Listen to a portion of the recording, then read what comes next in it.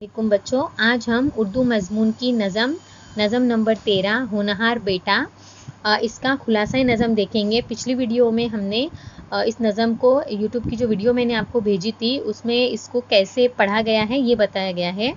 ये अकबर इलाहाबादी शायर है, इनकी लिखी हुई नज़म है। इसमें उन्होंने बेटे की मुख्तलिफ खुसूसियात को और खूबियों को बयान किया है। बेटे को लोग कहते हैं आँखों का नूर है ज़िंदगी का लुत्फ़ तो दिल का सुरूर है। यानी यहाँ पर शायर ये कहता है कि अक्सर हमारे यहाँ जो आज का समाज है या पुराने दौर से ही बेटे को लोग आँखों का नूर समझते हैं, आँखों की रोशनी समझते हैं, और ज़िंदगी का जो लुत्फ़ है, ज़िंदगी का जो मज़ा है और दिल का सुरूर यानी दिल की जो खुशी है वो बेटे को समझा जाता है। यानी अगर किसी के घर में बेटा होता है तो लोग बहुत सारी खुशियाँ मनाते हैं। घर में उसी के दम से है हर सिमत रोशनी, नाजा है उस पे माँ बाप तो माँ को गुरूर है। यानी घर में जो है उसी के दम से ही हर सिमत रोशनी है, उजाला है, और माँ बाप जो होते हैं वो अपनी उस औलाद पर क्या करते हैं, नाज करते हैं, फ़ख्र करते हैं, उन्हें अपने बेटे पर गुरूर होता है। खुशकिस्मती की उसको निशानी समझते हैं, कहते हैं ये खुदा के करम का ज़ुहूर है। और बेटे को अक्सर लोग खुशकिस्मती की निशानी समझते हैं और कहते हैं कि ये खुदा के करम का ज़हूर ये नया लफ्ज़ है, इसका मतलब है ज़ाहिर होना, यानी खुदा ने अपने करम का हम पर इजहार किया है, ज़ाहिर किया है। अकबर भी इस ख्याल से करता है इत्तेफाक, उसका भी है ये कौल के ऐसा ज़रूर है। अकबर यानी अभी शायर खुद कहता है कि मैं भी इस बात से इत्तेफाक करता हूँ कि ये जो कहा जाता है, ये जो कौल है, ये जो बात है, इसमें कोई ना कोई बात ज़रूर है, यानी सही बात है ये।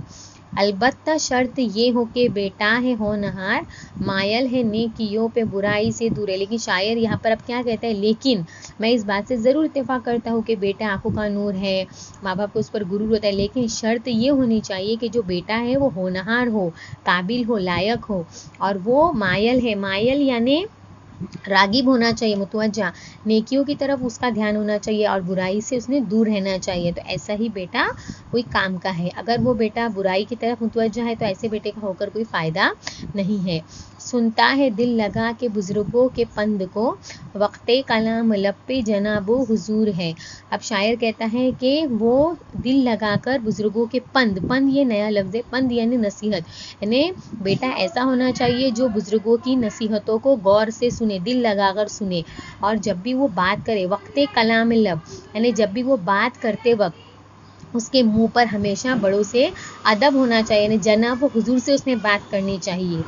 बर्ताव उसका सदका व मोहब्बत से बहे भरा, इसमें न है फरेब न कुछ मकर ज़ूर है। यानी अब शायर कहता है कि उसके बर्ताव में जो है वो क्या होना चाहिए, उसका बर्ताव, उसके अखलाक में मोहब्बत होनी चाहिए, सदाकत होनी चाहिए, सच्चाई होनी चाहिए, और उसमें कोई फ़रेब और मकरजूर यानी फ़रेब व धोखा नहीं होना चाहिए।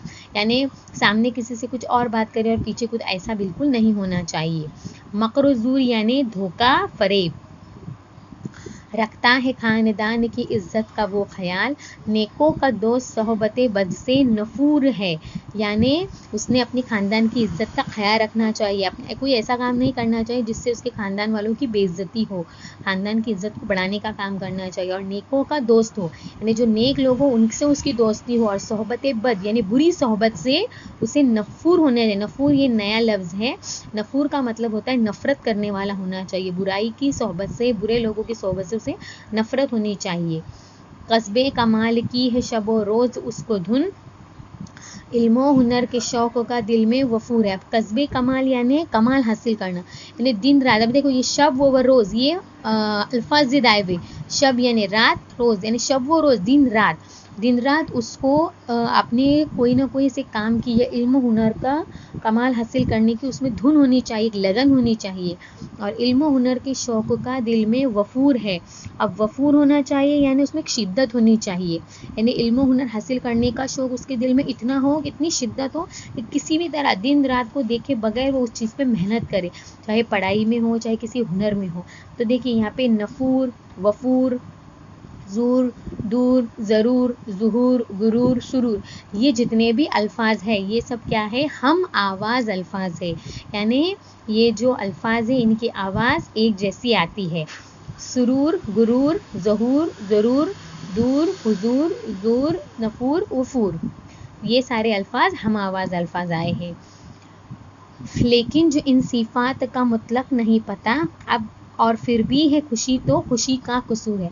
लेकिन अगर ये सारी बातें एक बेटे में नहीं होंगी, ये जो सिफ़ात है, जो खूबियाँ ऊपर बयान की है अकबर इलाहाबादी ने शायर में, तो इन सिफ़ात का, इन खूबियों का अगर मुतलक नहीं पता, अगर उसको बिल्कुल किसी को पता नहीं है, उस बेटे को, इस बेटे के अंदर अगर बिल्कुल ये खूबियाँ मौजूद नहीं हैं, तो उस बेटे की खुशी मनाने का तो फिर हमको कसूर है। यानी फिर ये हम लोग खुशी अगर उस बेटे की मनाते, अगर वो बेटा अच्छी खूबियों का मालिक नहीं है, अच्छे सिफ़ात का मालिक नहीं है, तो फिर ऐसे बेटा कोई इसका नहीं है, क्योंकि इसके बावजूद और बेटी है और बेटी में सारी खूबियाँ हैं। तो आजकल मर्द मसावत मर्दोजन चल रहा है, तो हमको बेटा या बेटी में बिल्कुल फ़र्क नहीं करना चाहिए, बल्कि दोनों को उतना ही प्यार, उतनी ही तवज्जो, उतनी ही मोहब्बत देनी चाहिए।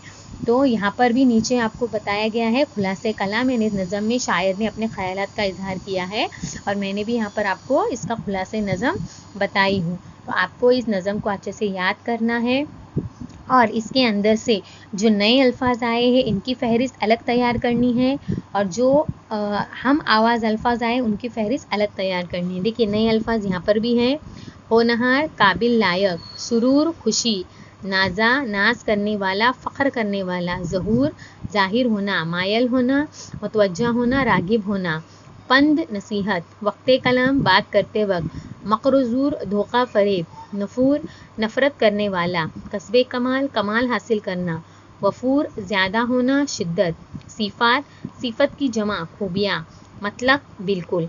तो आपको नए अल्फाज लिखना है, हम आवाज़ अल्फाज लिखना है और इसके एक जुमले के जवाबात लिखना है।